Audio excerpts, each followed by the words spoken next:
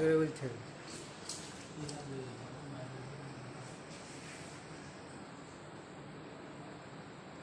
অর্থায়নের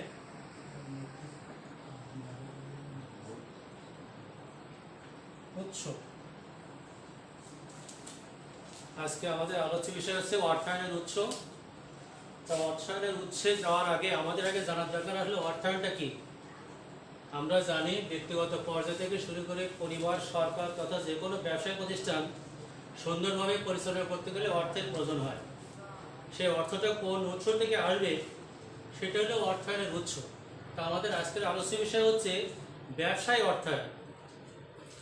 ব্যবসায় অর্থায়ন হচ্ছে বিভিন্ন উৎস থেকে অর্থ সংগ্রহ, ব্যবস্থাপনা এবং বন্টন, এবং আহরণ করার পরপরই কোন উৎস থেকে আমি অর্থটা সংগ্রহ করব তা আগে নির্বাচন করে নিতে হয়।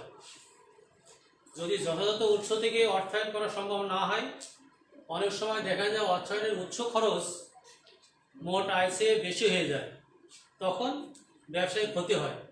সেজন্য ব্যবসায়ীরা অর্থায়নের উৎস যখন খোঁজ করে, এক বা একাধিক উৎস থেকে তারা তার খরচগুলো পারস্পরিক আলোচনা করে, বিবেচনা করে, তার ব্যবধান, সুবিধা অসুবিধা সবগুলো আলোচনা করেই তার জন্য যেটা উপযোগী সেই উৎসটা নির্বাচন করে থাকে। কারণ আমরা জানি প্রত্যেক ব্যবসায়িক উদ্দেশ্য হচ্ছে মুনাফা অর্জন।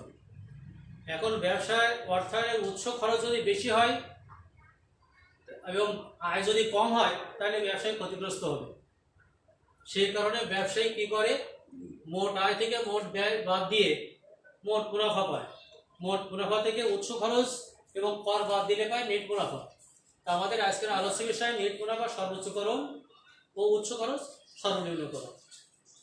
যা হোক, আমরা আজকে দেখব অর্থায়নের উৎসকে প্রধানত কয় ভাগে ভাগ করা যায়।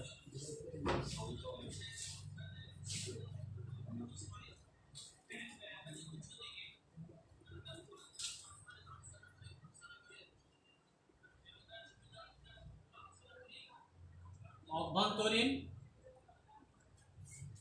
উৎস,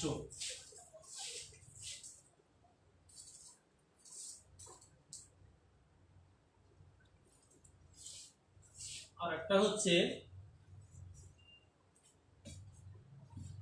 বহিস্থ উৎস। এখন আভ্যন্তরীণ উৎস কি বা অভ্যন্তরীণ উৎসটা কোনটা? সাধারণত একজন ব্যবসায়ী যখন ব্যবসা করে, সাধারণত প্রতি বছর কিছু না কিছু মুনাফা অর্জন হয়। এই মুনাফা অর্জনের পর সে একটা নির্দিষ্ট অংশ সঞ্চয় করে রাখে বা অব্যবহৃত সঞ্চয়ের অংশটুকু যখন ব্যবসায়ী পুনরায় বিনিয়োগ করে, তখন সেটা আভ্যন্তরীণ উৎস।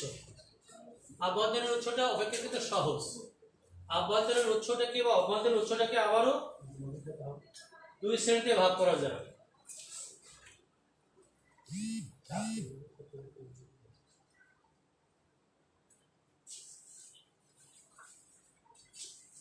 একটা হচ্ছে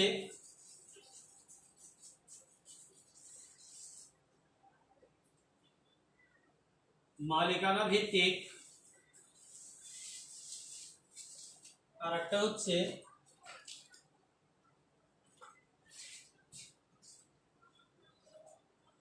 মুনাফা ভিত্তিক। মালিকানা ভিত্তিকটা কি আসলে? আমরা জানি ব্যবসায় সংগঠনকে মূলত তিন শ্রেণীতে ভাগ করা হয়েছে: এক মালিকানা সংগঠন, অংশীদারি সংগঠন এবং কোম্পানি সংগঠন। এক মালিকানা সংগঠনের মূলধন সংগ্রহ করা বেশ সহজ। এটা মালিকের নিজস্ব তহবিল, তহবিল হিসেবে ব্যবহৃত হয় এমন উৎপাদন উপকরণ, বিশেষ করে ভূমি, শ্রম, মূলধন এবং সংগঠন, এইগুলো হলো মালিকানা ভিত্তিক উৎস এক মালিকানা ব্যবসায় সংগঠনের। অংশীদারি ব্যবসায় সংগঠনের যারা অংশীদার থাকে, তারা যে অংশটা বা যে অর্থ সরবরাহ করে ব্যবসায়, সেটা হলো অংশীদারি ব্যবসায় মূলধন। আর কোম্পানির সংগঠন সাধারণত দুই ভাগে ভাগ করা যায়। একটা হচ্ছে প্রাইভেট লিমিটেড কোম্পানি, আর একটা হচ্ছে পাবলিক লিমিটেড কোম্পানি। আমরা জানি প্রাইভেট লিমিটেড কোম্পানির সর্বনিম্ন সদস্য সংখ্যা 2 এবং সর্বোচ্চ সদস্য সংখ্যা হলো 50। প্রাইভেট লিমিটেড কোম্পানির সর্বনিম্ন সদস্য 7 এবং সর্বোচ্চ শেয়ারের সংখ্যা দ্বারা সীমাবদ্ধ। প্রাইভেট লিমিটেড কোম্পানির মূলধন সাধারণত যারা কোম্পানির সংগঠনের সময় যে সদস্যগণ থাকেন বা মালিকদের মধ্যেই সাধারণত শেয়ার বিক্রি করে অর্থায়ন করা হয় ও মূলধন সংগ্রহ করা হয়। কিন্তু পাবলিক লিমিটেড কোম্পানি বিজ্ঞপ্তির মাধ্যমে জনসাধারণের কাছে শেয়ার বিক্রি করে তাদের অর্থ সংগ্রহ করে। তাহলে আমরা দেখলাম মালিকানা ভিত্তিক অর্থায়ন আবার দুই প্রকার। একটা হচ্ছে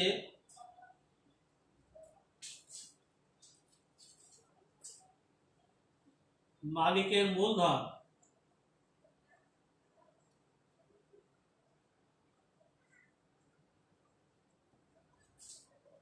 দ্বিতীয়টা হচ্ছে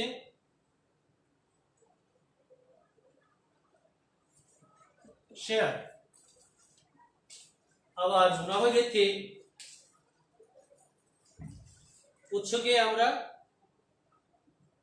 অনেকগুলো ভাগে ভাগ করতে পারি। মুনাফা ভিত্তিক মানে কি, ব্যবসায়ী যে অংশটা বা মুনাফার যে অংশটা ব্যবসায়ীরা আবার ব্যবসায় বিনিয়োগ করে ব্যবসায়ের আপাতকালীন বা দুর্যোগের সময়, সেটা হলো মুনাফা ভিত্তিক অর্থায়ন। মুনাফা ভিত্তিক অর্থায়নকে আবারও কয়েক শ্রেণীতে ভাগ করা যায়। তার এক নম্বর হচ্ছে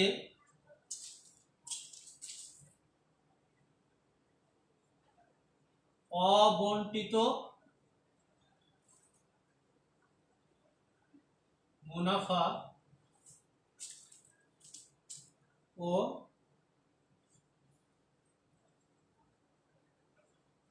সঞ্চিতি তহবিল। আর একটা হচ্ছে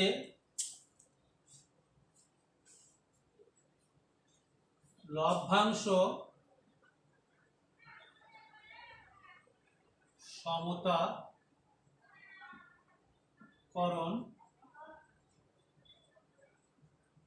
তহবিল। এখন অবর্ণিত মুনাফা ও সঞ্চিত তহবিলটা আসলে কি? ব্যবসা প্রতিষ্ঠান যখন মুনাফা অর্জন করে, সাধারণত কোম্পানি সংগঠন তার মুনাফার সবটুকু অংশই শেয়ার হোল্ডারদের মধ্যে বন্টন করে দেয় না, তার একটা নির্দিষ্ট অংশ ব্যবসায় রেখে দেয়।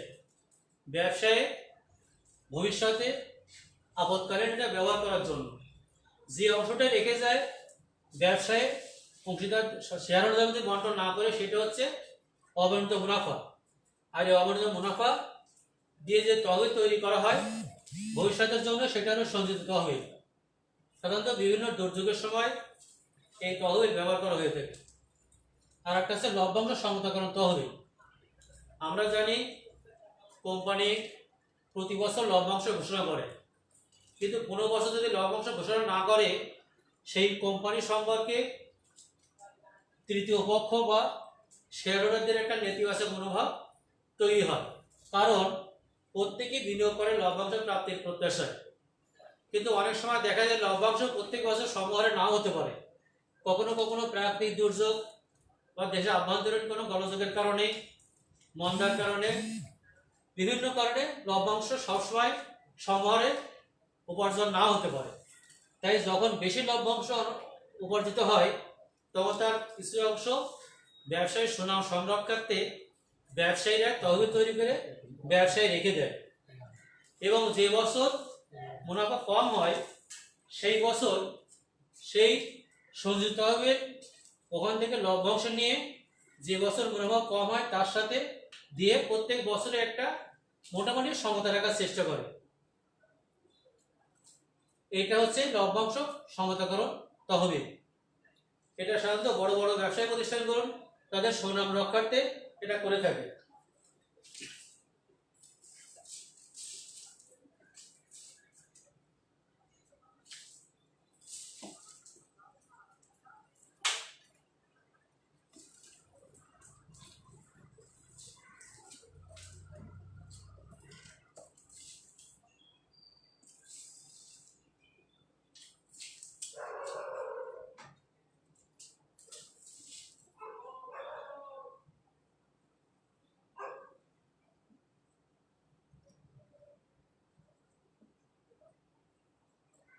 বহিস্থ উৎস।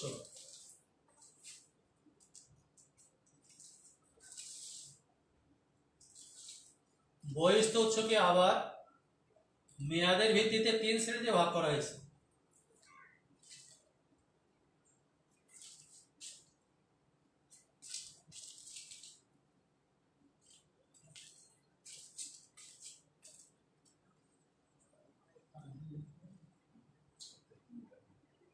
স্বল্পমেয়াদী,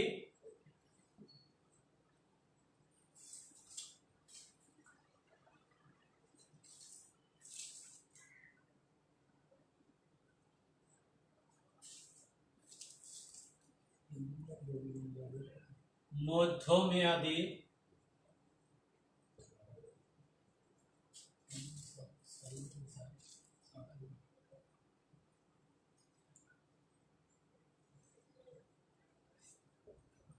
দীর্ঘমেয়াদী। স্বল্পমেয়াদ বলতে সাধারণত আমরা বুঝি 1 বছরের কম সময়কালকে। সাধারণত ছোটখাটো ব্যবসায়ী প্রতিষ্ঠান, সাধারণত এক মালিকার সংক্রান্ত ক্ষুদ্র ব্যবসায়ীরা স্বল্পমেয়াদী অর্থায়ন করে থাকে, কারণ এদের স্বল্প পরিমাণ অর্থ নিয়ে এরা ব্যবসা বাণিজ্য করে থাকে। তো স্বল্পমেয়াদী অর্থায়নের অনেকগুলো শ্রেণী আছে। এটা আমাকে 2 শ্রেণীতে ভাগ করা যায়। একটা হচ্ছে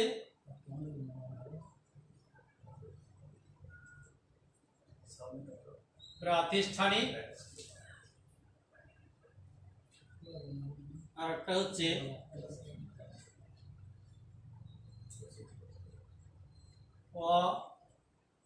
অপ্রাতিষ্ঠানিক।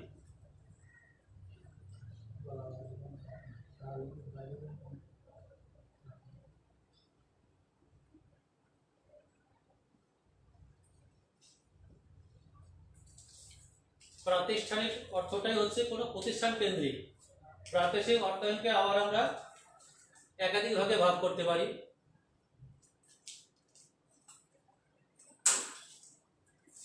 প্রথমে হচ্ছে প্রাপ্যবিল,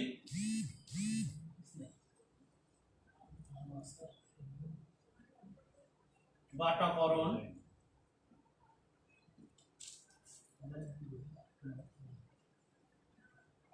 প্রজবিল,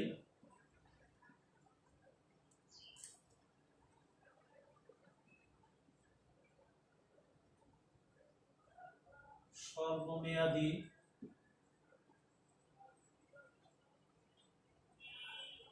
ব্যাংক ঋণ,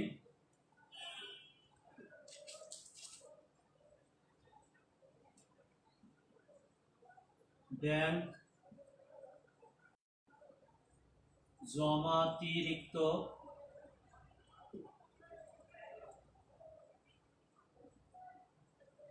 উত্তোলন, সর্বশেষ হচ্ছে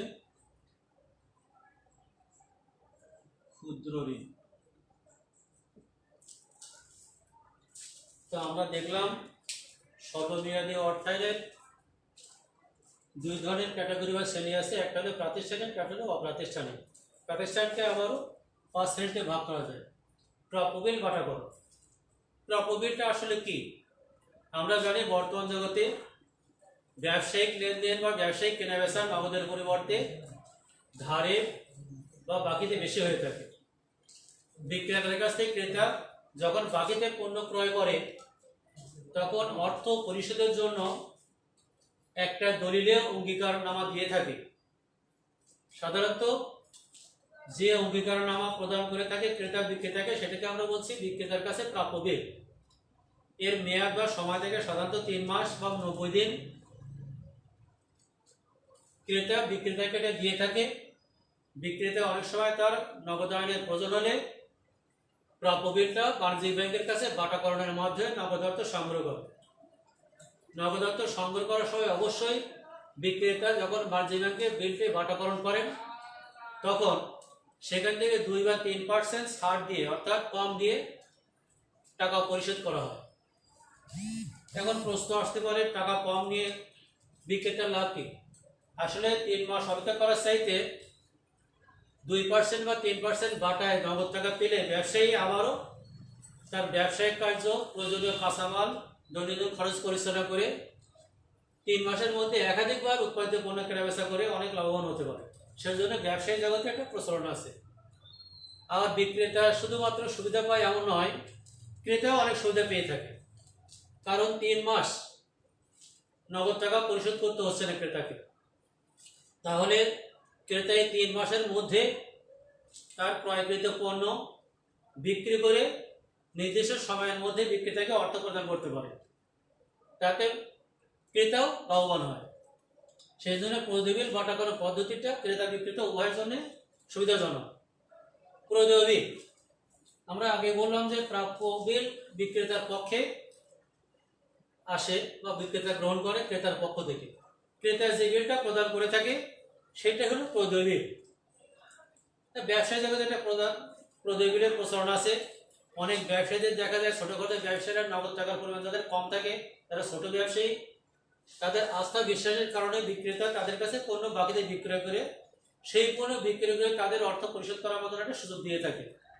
এ কারণে বিক্রেতা ক্রেতাকে যে নির্দিষ্ট সময় দিয়ে পণ্য বিক্রি করে বাকিতে, তার বিনিময়ে ক্রেতা একটা অঙ্গীকারনামা দিয়ে থাকে, যেটাকে আমরা বলছি প্রদেয় বিল। এরপরে আছে স্বল্পমেয়াদী ব্যাংক ঋণ। স্বল্পমেয়াদী ব্যাংক ঋণ সাধারণত ব্যবসায়ের সুনামের সাথে অনেকটা জড়িত। সাধারণত বাণিজ্যিক ব্যাংকগুলো স্বল্পমেয়াদের জন্য এই ঋণ দিয়ে থাকে। স্বল্পমেয়াদী ঋণ দেওয়ার সময় বাণিজ্যিক ব্যাংক যদি ওই ব্যবসায়ী প্রতিষ্ঠান পূর্বে তাদের কাছে ঋণ নিয়ে থাকে, তাহলে তাদের ঋণ পরিশোধের দক্ষতা বা নির্দিষ্ট সময় পরিশোধ করেছে কিনা, তাদের আর্থিক সঙ্গতি সবকিছু বিবেচনা করে ঋণ দিয়ে থাকে।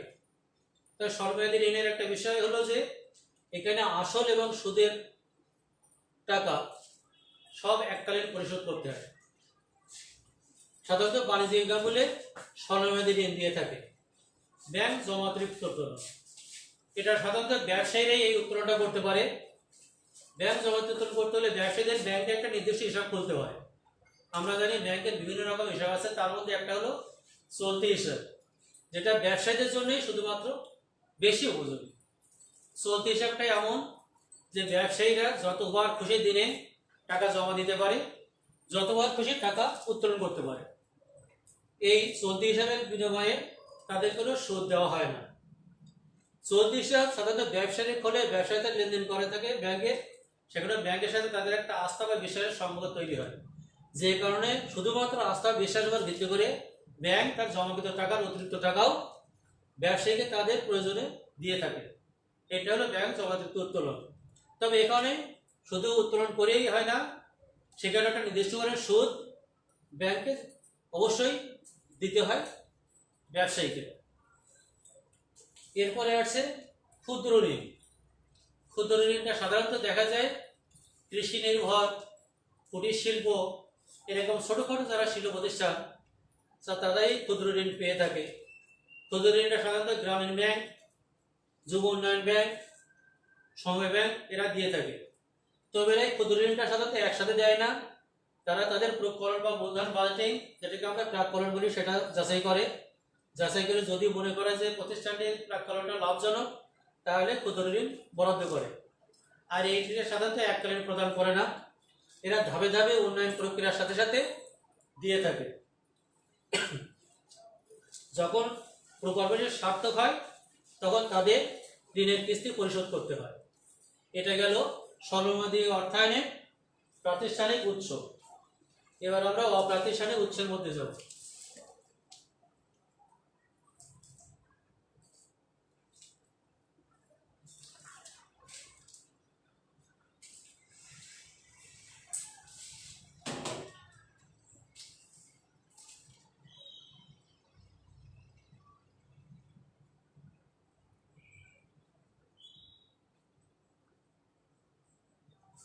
অপ্রাতিষ্ঠানিক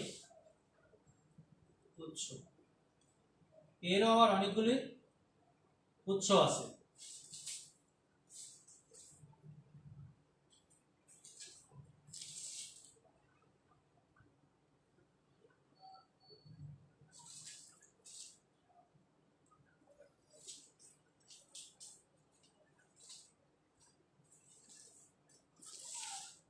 প্রথমত হচ্ছে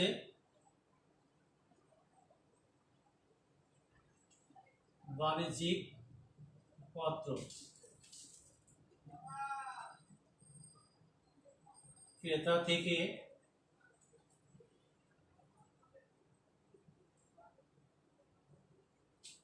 অগ্রিম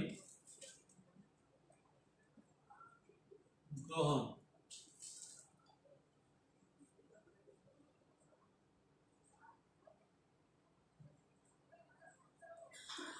মজুত মাল বন্ধকীকরণ।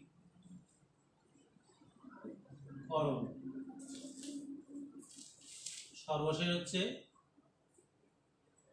গ্রাম্য মহাজন।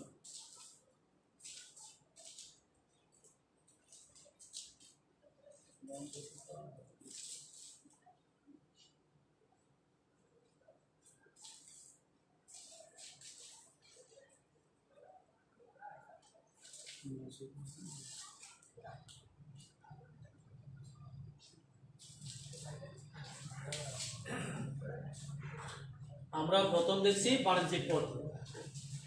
বাণিজ্যিক পত্র কি?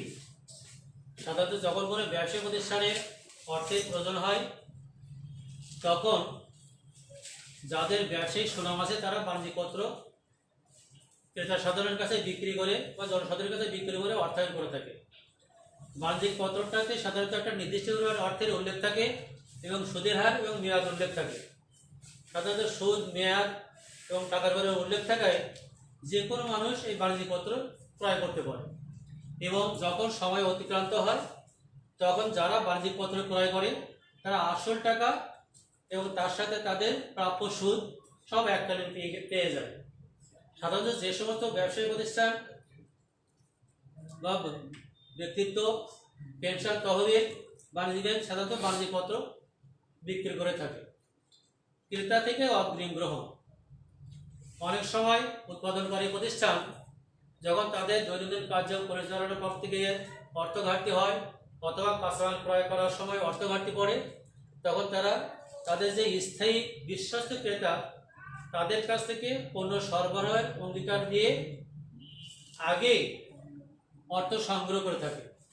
এটা হলো ক্রেতা থেকে অগ্রিম অর্থ গ্রহণ। তারপরে পণ্য উৎপাদন প্রক্রিয়া শেষে যখন পণ্য উৎপাদন হয় তখন উৎপাদিত পণ্য ক্রেতাদেরকে দিয়ে থাকে। সাধারণত স্বল্পমেয়াদী অর্থনের একটা উৎকৃষ্ট প্রক্রিয়া ক্রেতা থেকে অগ্রিম গ্রহণ। তো এটা অবশ্যই ক্রেতারা স্থায়ী এবং দীর্ঘমেয়াদী ক্রেতা হতে হবে। মজুত মাল বন্ধকীকরণ। এটা স্বল্পমেয়াদী অর্থায়নের একটি অপ্রাতিষ্ঠানিক উৎস।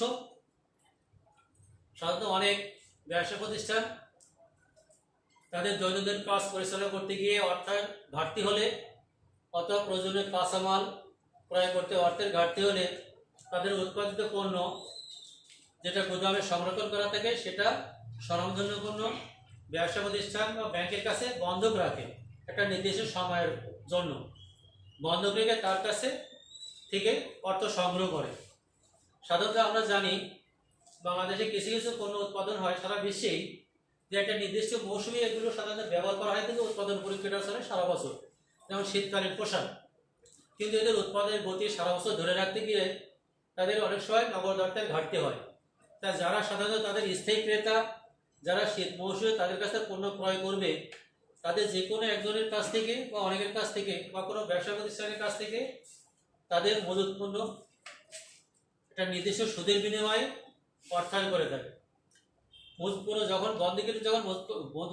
বন্ধক করা হয় তখন যে প্রতিষ্ঠান এই মজুত পণ্য বন্ধক রাখে যতদিন তার অর্থ পরিশোধ করা না হয় ততদিন এই মজুত পণ্যের মালিকানা বন্ধক গ্রহণকারী প্রতিষ্ঠানের কাছে থাকে। এবং যদি এটা কোনো জায়গায় মজুত করা থাকে না গোদাম ঘরে, তাহলে গোদামের চাবিটাও অর্থ সরবরাহকারী অথবা মজুত মাল বন্ধকীকরণ করেছেন যিনি তার কাছে থাকে। যিনি যখন তিনি তার অর্থটা পরিশোধ করে দেন তখন এই মজুত মাল তার কাছে চলে আসে, তিনি তখন আবার বিক্রি করে দেন। সর্বশেষ হচ্ছে গ্রাম্য মহাজন। গ্রাম্য মহাজন এটা সাধারণত আমরা ছোটকাল থেকে বা আদিকাল থেকে শুনে আসছি। গ্রামে যাদের অর্থ সম্পদশালী তারা অনেক সময় অর্থ ঋণ দিয়ে থাকে। যারা অভাবী কৃষক অথবা ছোটখাটো ব্যবসায়ী, তারা গ্রাম্য মহাজনের কাছ থেকে অনেক সময় ঋণ গ্রহণ করে। গ্রাম্য মহাজনের কাছে চড়া সুদে সাধারণত এই ঋণ দিয়ে থাকে। এটা কখনো কখনো দৈনিক, সাপ্তাহিক বা মাসিক ভিত্তিতে হয়ে থাকে। যদি কোনো কারণে ঋণ গ্রহীতা মহাজনের অর্থ নির্দিষ্ট সময়ে পরিশোধ করতে না পারে, তাহলে দেখা যায় গ্রাম্য মহাজন ঋণ গ্রহীতার স্থাবর অথবা সম্পত্তি দখল করে অথবা বিক্রি করে তার অর্থ আদায় করে থাকে। তা আমরা এতক্ষণে বলছিলাম স্বল্পমেয়াদী অর্থায়নের প্রাতিষ্ঠানিক অপ্রাতিষ্ঠানিক উৎসাহ।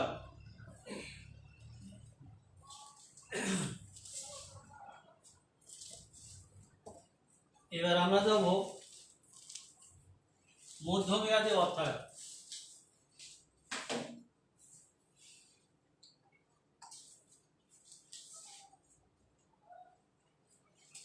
মধ্যমেয়াদী অর্থায়নকে আরো অনেকগুলো শ্রেণীতে ভাগ করা হয়েছে।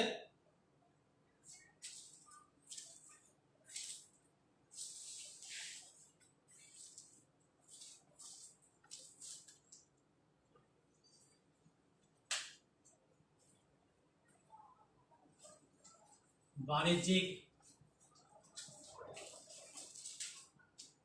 ব্যাংক প্রদত্ত ঋণ,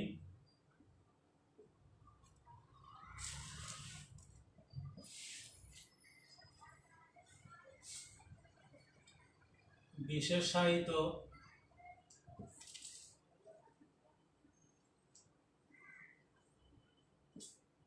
আর্থিক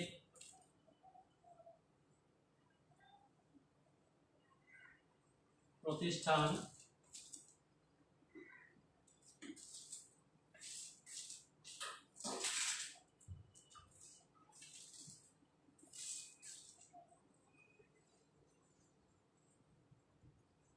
বেসরকারি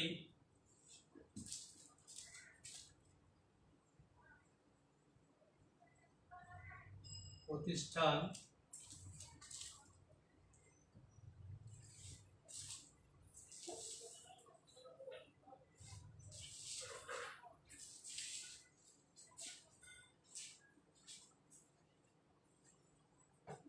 মূলধনী বাজার,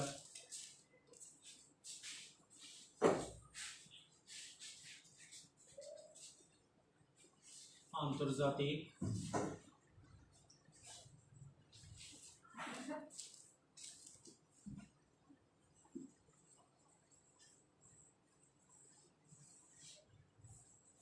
তহবিল।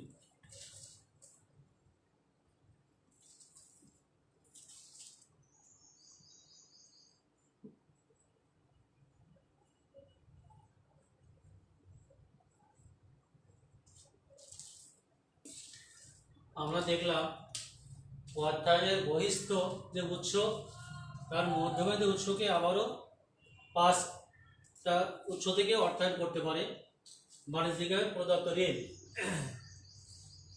এখন মধ্যমেয়াদী অর্থায়নটা কি? সাধারণত 1 বছরের বেশি এবং 5 বছরের কম এই সময়ের মধ্যে যে অর্থায়নটা করা হয়ে থাকে সেটাকে আমরা মধ্যমেয়াদী অর্থায়ন বলি। আর এগুলো সাধারণত ব্যবসায়িক প্রতিষ্ঠানের ক্ষেত্রেই প্রযোজ্য। বাণিজ্যিকভাবে প্রদত্ত ঋণ, বাণিজ্যিকগুলো প্রধান অর্থায়নের উৎস হচ্ছে বিভিন্ন ব্যাংক হিসাবের মাধ্যমে জনসাধারণের কাছ থেকে যে অর্থটা তারা সংগ্রহ করে থাকে, সেই সংগৃহীত অর্থই তারা বিভিন্ন ব্যবসা প্রতিষ্ঠান বা ব্যক্তি বা সংস্থাকে ঋণ দিয়ে থাকে।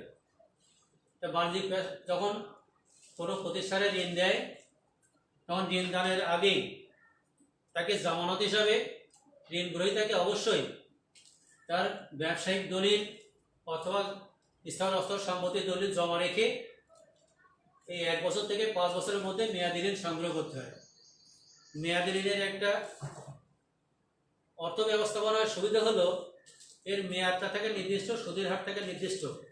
বছর পরিবর্তন হওয়ার সাথে সাথে এর সুদের হারে কোনো পরিবর্তন হয় না, যার ফলে অর্থব্যবস্থাপকের পক্ষে এই অর্থায়নটা পরিচালনা করা খুব সহজ হয়। বাণিজ্যিক ব্যাংকে প্রদত্ত ঋণ এবং তার ঋণ পরিশোধ করার সময় তার আসল এবং সুদ সব মিলে কিস্তি নির্ধারণ করা হয়। নির্দিষ্ট সময় অন্তর অন্তর কিস্তি পরিশোধ করতে হয়। নির্দিষ্ট সময়ান্তে অবশ্যই সম্পূর্ণ টাকা পরিশোধ করতে হয়। যদি কোনো কারণে ঋণ গ্রহীতা বাণিজ্যিক ব্যাংকে এই ঋণ পরিশোধ করতে না পারে, তাহলে তার কাছে যে গৃহীত জামানত আছে বাণিজ্যিক ব্যাংক সেই জামানতে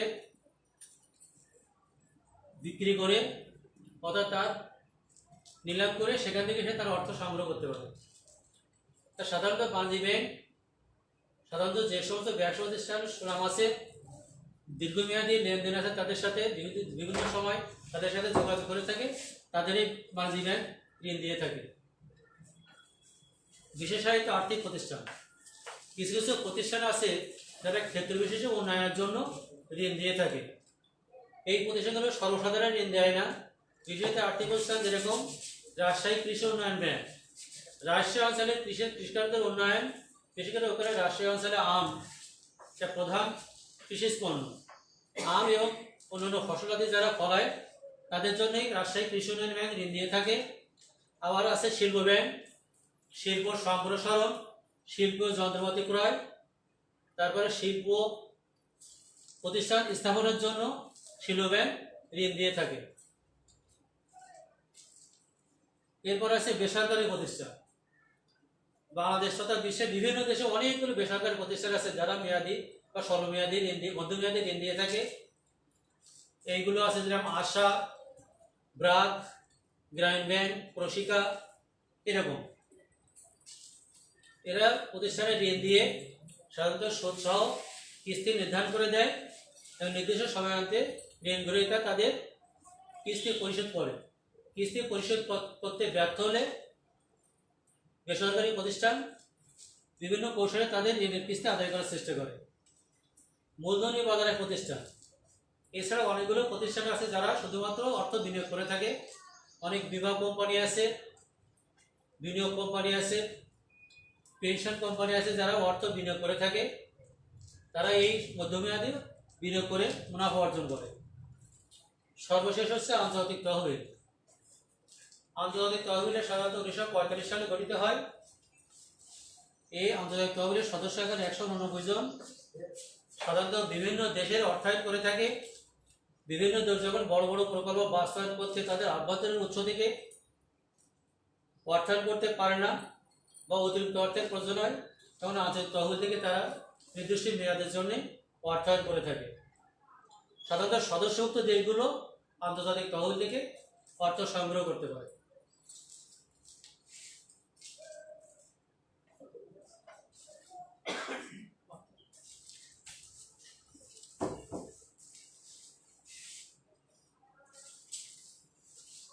দীর্ঘমেয়াদী অর্থায়ন। দীর্ঘমেয়াদী অর্থায়ন আমরা দীর্ঘমেয়াদ বলতে বুঝি 5 বছরের ঊর্ধ্বে এবং চুক্তিভিত্তিক সম্পদ। এটা কতদিন হবে ঊর্ধ্বে সেটা নির্দিষ্ট করে বলা যাবে না।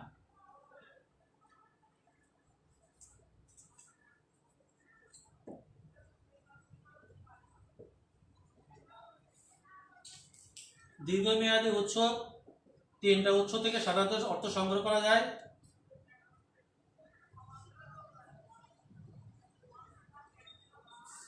ঋণ, ঋণপত্র,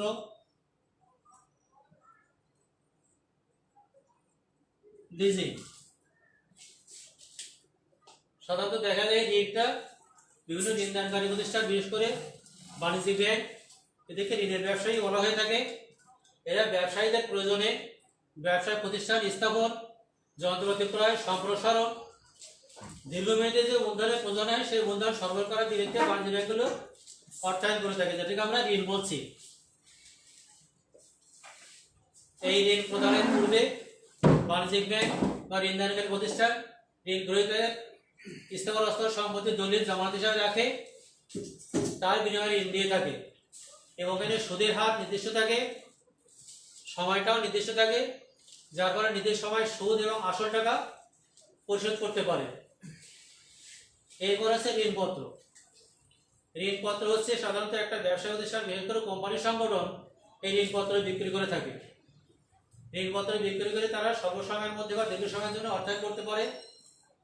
ঋণপত্র তাদের মোট ঋণের যে চাহিদা থাকে সেই মোট ঋণটাকে তারা ছোট ছোট ক্ষুদ্র অংশে বিভক্ত করে বিভক্ত করে এক একটা একক বা ছোট ছোট অংশে বিভক্ত করে সেগুলো বিভিন্ন বিজ্ঞাপনের মাধ্যমে জনসাধারণ ক্রয় উদ্বুদ্ধ করে।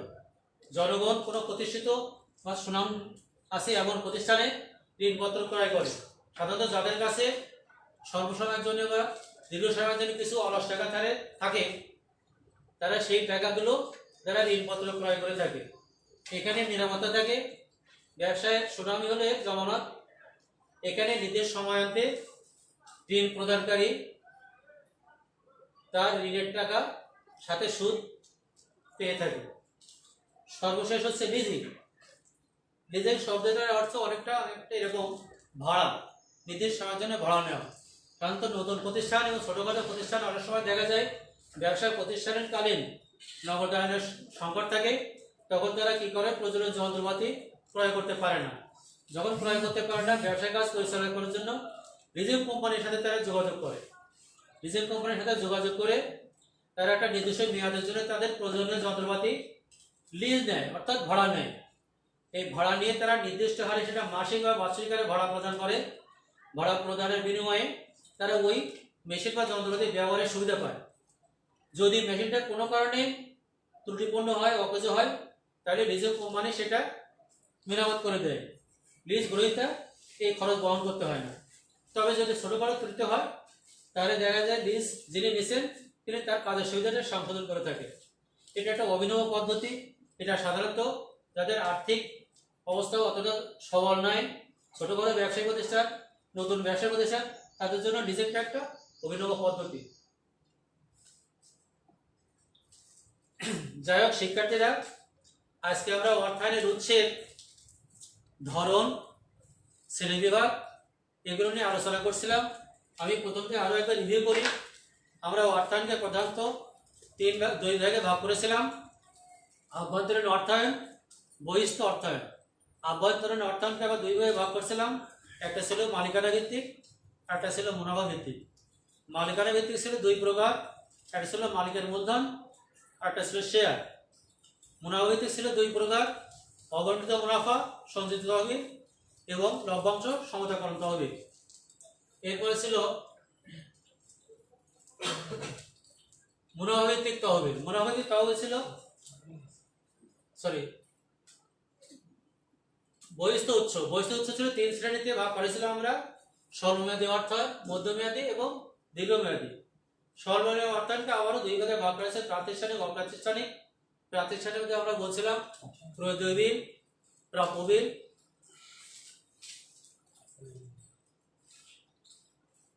স্বল্পমেয়াদী ব্যাংক ঋণ, ব্যাংক জমাকৃত ক্ষুদ্র। আর অপ্রাতিষ্ঠানিক উৎসের মধ্যে ছিল বাণিজ্যিক পত্র, ক্রেতা থেকে অগ্রিম গ্রহণ, বন্ধকি মাল মজুতকরণ, ক্ষুদ্র ঋণ। এই ছিল প্রাতিষ্ঠানিক উৎস। আর অপ্রাতিষ্ঠানিক উৎসের মধ্যে ছিল বাণিজ্যিক পত্র, এরপরে ছিল মধ্যমেয়াদী অর্থায়ন, বাণিজ্যিক পত্র ঋণ। এরপরে ছিল বিশেষায়িত আর্থিক প্রতিষ্ঠান, বেসরকারি প্রতিষ্ঠান এবং মূলধনী বাজারের প্রতিষ্ঠান, আন্তর্জাতিক তহবিল। আর সর্বশেষ বহিস্থ তহবিলের দীর্ঘমেয়াদী উৎস ছিল তিনটা: ঋণ, ঋণপত্র, লিজিং। শিক্ষার্থী বন্ধুরা, আজকে যে বিষয়টি উপস্থাপন করা হলো, এই বিষয়টা তোমরা ভালোভাবে অধ্যয়ন করে যদি কোনো বিষয়বস্তু অস্পষ্টতা থেকে থাকে তাহলে তা অবশ্যই জানাবে। আমরা পরবর্তী ক্লাসে তোমাদের জিজ্ঞাসিত বিষয়গুলো যথাযথ উত্তর দেওয়ার চেষ্টা করব। খোদা হাফেজ।